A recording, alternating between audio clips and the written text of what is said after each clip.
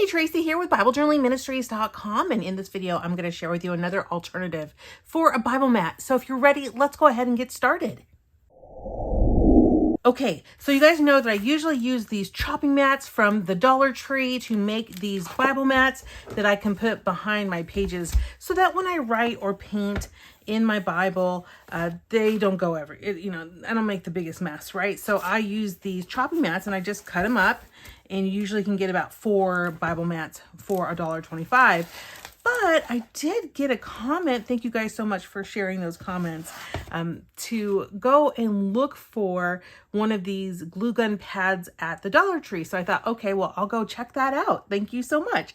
So I went ahead and got one to show you because I'm told that these work great as Bible mats as well. So let's check it out. If you like these type of videos, please give this a thumbs up so that I know to go out and find products that are inexpensive, that are helpful with our Bible journaling. So let me go ahead and cut the, well, I don't want to cut it, but let me open this up so we can see.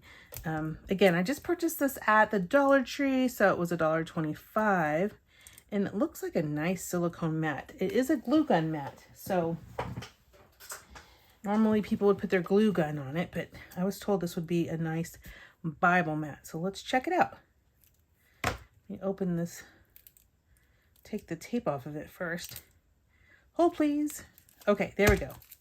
I got the tape off of it. And ooh, it is a silicone mat.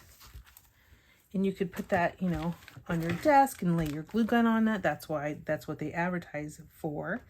And then if you wanted to put it in your Bible and use it to kind of protect it from any writing or anything like that, I think you could do that. You just need to kind of lay it flat a little bit, and that will go flat over time. So you can place your Bible there and then you can write in it. Yep. And it would give you that extra space that you need between the pages so that you don't make an indent on the other page. Of course, if you're going to dig in there, you probably will get an indent, but it won't be that significant because this is actually pretty, good size, good thickness to be able to use it as a Bible mat. And plus, I love how it comes down like this so that your paint doesn't accidentally go underneath the page. Like sometimes when I'm using my Bible mat or a regular mat, sometimes if I don't put my mat exactly the right, overlapping it too much, sometimes the paint will seep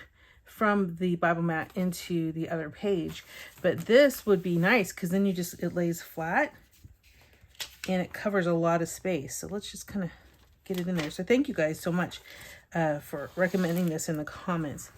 I do read your comments and I try to respond if I can.